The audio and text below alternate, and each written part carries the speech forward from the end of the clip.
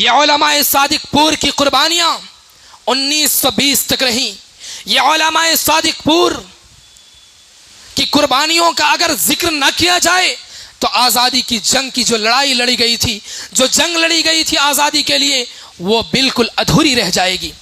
इसलिए उलमाए सादिकपुर का जिक्र करना बहुत लाजिम है और ज़रूरी है।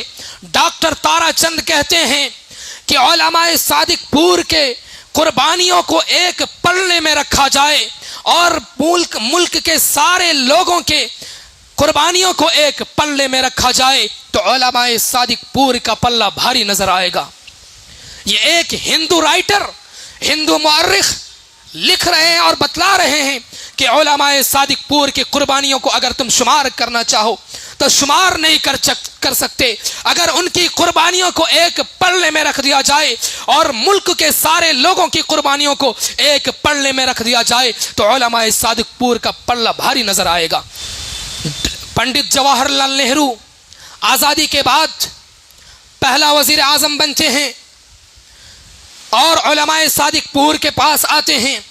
उनमें से शेख अब्दुल खबीर नामी शख्स, उन्हीं के ख़ानदान में से ये जिंदा थे।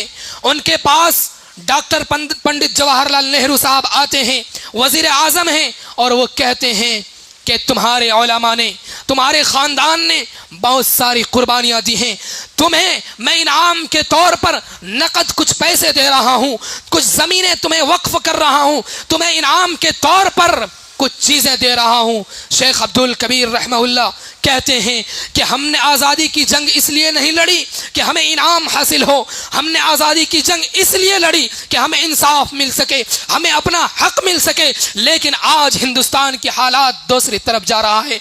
हमें अपना हक मांगने पर हमें गिरफ्तार किया जाता है, हम इंसाफ मांगते हैं तो हम ही को गद्दार कह दिया जाता है। ज़रूरत इस बात की है कि हम तारीख को दोहराएं। अगर हम तारीख को भुला देंगे तो हमें भी तारीख भुला देगी। शायर कहता है जब गुलिस्तां को खून की जरूरत पड़ी सबसे पहले सर हम ही ने अपना कटाए। इसी तरह का कुछ शेर है, ये शायर कहता है।